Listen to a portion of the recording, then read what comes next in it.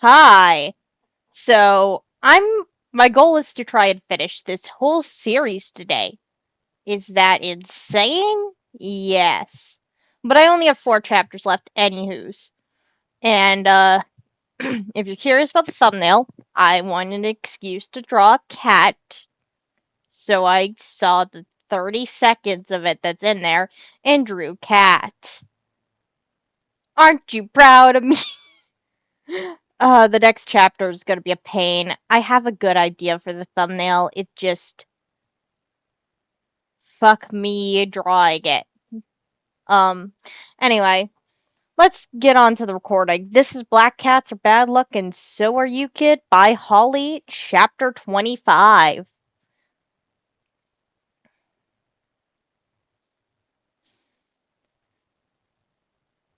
Zuko woke up shivering. It was still dark outside the box. Whether that was from the room being dark or something now covering the box, he wasn't sure. But his leg felt sore, and he whined as he tried to sit up and to move it. He flopped back into the smelly shirt he was given and whined, curling up in a small ball. His stomach grumbled softly and his ears pinned back in discomfort. He wanted to cry, but he was also thirsty and dehydrated, his mouth dry yet sticky with saliva. He shivered where he lay and curled up tight until he heard heavy footsteps coming towards the box he was stuck inside. He didn't move from his position and didn't look up as the lid of the box was lifted. He heard a distressed gasp, and suddenly there were giant hands surrounding him and lifting him up from the box. He cracked an eye open to look at the person holding him and saw Mammoth Man again. The giant was looking at Izuku worriedly, but Izuku saw him relax once he cracked his eye open. Mammoth rubbed Izuku's back with his thumb, where he laid in the man's palm. Izuku shifted uncomfortably in the man's hold. He frowned and set Izuku down on a table, and began checking his leg. Izuku whined unhappily, and the man frowned more, looking at the leg with worry in his eyes. He reached over and grabbed 2 bowls, one full of water and the other with cat food. Izuku didn't want to stoop so low, but he was hungry and the food smelled really good at the moment. He set the bowls down to the side and grabbed the pill bottle.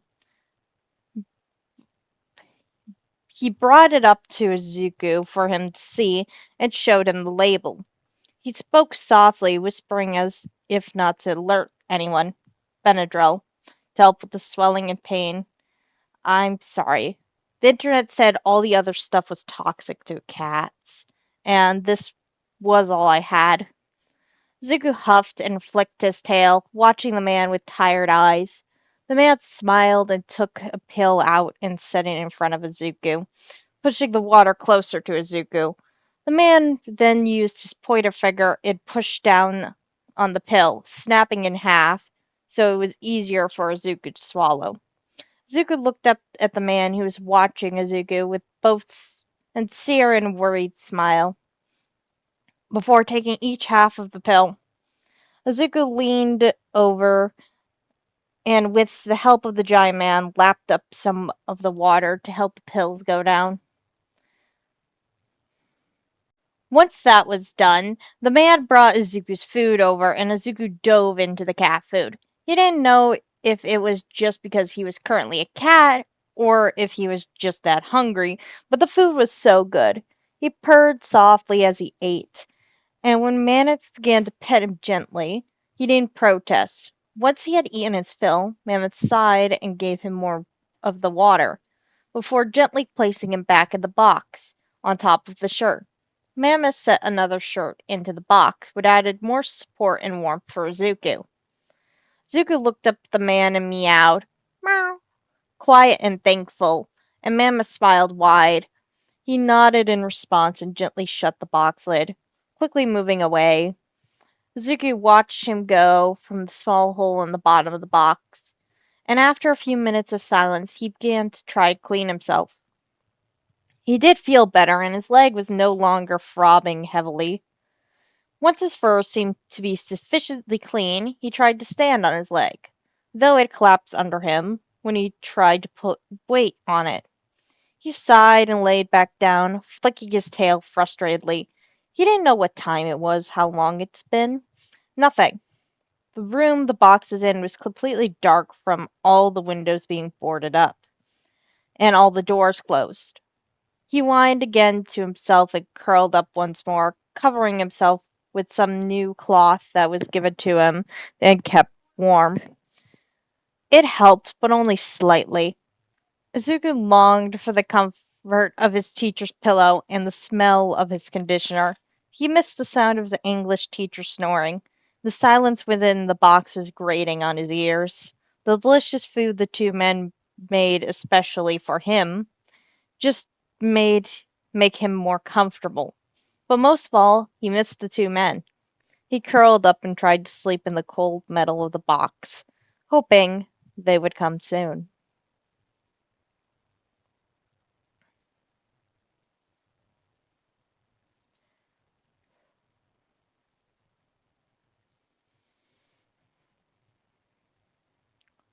Shota was pacing again.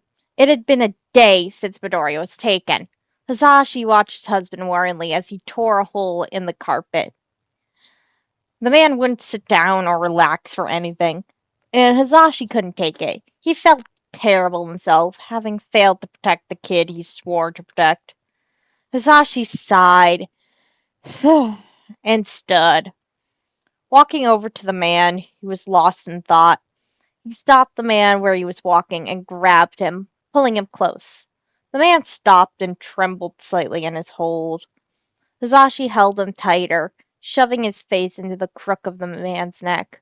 After a few minutes, the man hugged him back, pulling him impossibly closer. Hasashi felt tears well up in his eyes, and he sighed shakily, rubbing his husband's back, who did the same. They stood like that for a long time, until they got a call. Hasashi rushed over to check his phone and saw Tsukachi calling him. He immediately answered the phone and felt the other man walk up behind him and press against his back, listening to whatever was said. Present Mike? Yes. What is it? Have you found anything? The man on the other end sighed and Hasashi tensed, feeling the other man behind him do the same. Yes, we have. Hurry over. Sashi didn't wait for goodbyes, hanging up immediately and rushing to put his hero gear on, foregoing the hair. His husband behind him followed his lead, tossing it on his own gear. Sashi quickly grabbed his keys and both men rushed out the door to their car. And they moved location the day of the events. And over to UA, where Nezu had set up a small house for them both. They rushed out of the UA grounds and over to the police department, where they quickly ran inside to Sukachi's office. The man was sitting at his desk and looked over at the men as they entered his office. Beside him sat another man, a detective from another city by the looks of his badge. Hasashi walked over to Sukachi, and his husband sat down in the chair in front of Sukachi's desk. Hasashi stood beside him, his hand resting on the back of the chair. What did you call us for? Sukachi pointed to the man beside him, who cleared his throat and spoke up. Hello, my name is Detective Makio. I'm the detective of a town south from here. Recently, we've been aware of a certain criminal who escaped from the area during a battle. We plan to move in and capture him this week. However, he and his crew are all on the move. We've been tracking them, and so far it seems they're heading back here to Mustafu. When I called Detective Scotchy in here regarding the situation, he alerted me to a child who was involved in the fight had been kidnapped. Hasashi saw Shota shift in his seat, leaning forward in the chair. You think these events are connected. We do.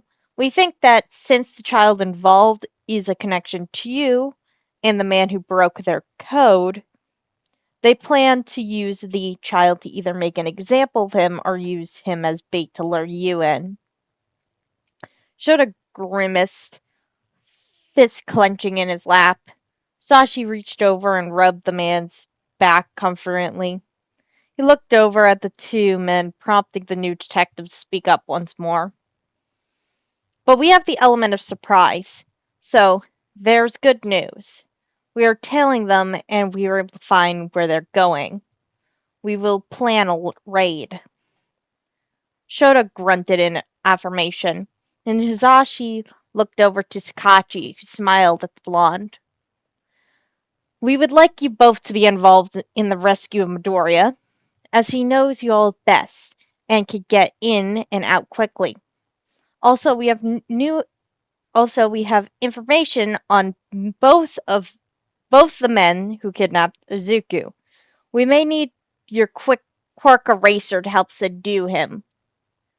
Shota looked at the detective, turned to his computer to reveal a dirty blond man with crooked and ugly teeth. He was very tall and broad. It glared at the camera like it wronged him in more ways than one. No name on him yet, besides for the alias Mammoth. He can get big, mean, and strong. He's got the power of a mammoth, hence the name. Hazashi watched as Shota grit his teeth and memorized the man's face deep in his brain.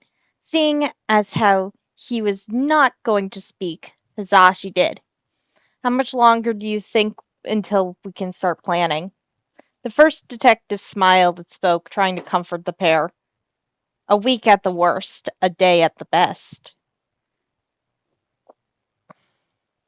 Sashi kneaded and saw his husband clench his fists together in his lap. Sashi turned his screen back over to the side, and the detective spoke again. That's all I need to know for now. As soon as I know, I'll call you. Both men nodded and stood, walking out of the building. In the car, Zashi looked over at his husband, who was looking out the window and seething. He sighed and spoke up, breaking the silence. It's not your fault. I interrogated that man. Then they went after Izuku.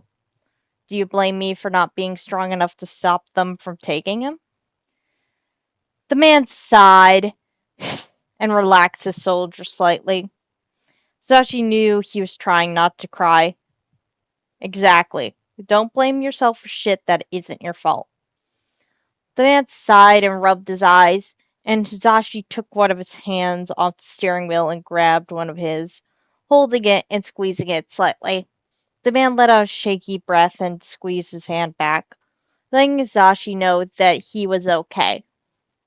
But Hizashi held his hand all the way home. They only parted to get out of the car before collapsing on the couch together. They placed her phone by their heads, ringer all the way on, and the charger plugged in. Sashi held the man close inside. Waiting was hell. Sashi knew the man was now extra worried from how attached he had gotten to Izuku during the small cat's 2-week stay.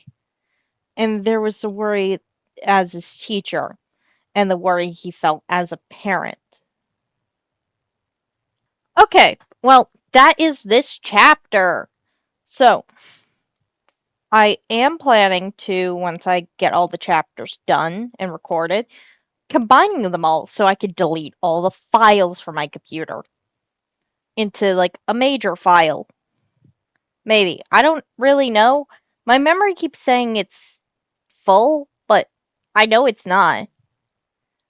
I rarely use my memory on my computer. So what I think is happening is it's not talking about memory, it's talking about like the the memory being used. I think it's talking about that. Something's using a shit ton of memory on my PC and I can't figure out what it is. I've tried looking for viruses multiple times. I even figured out how to terminate Copilot. I was very proud of myself.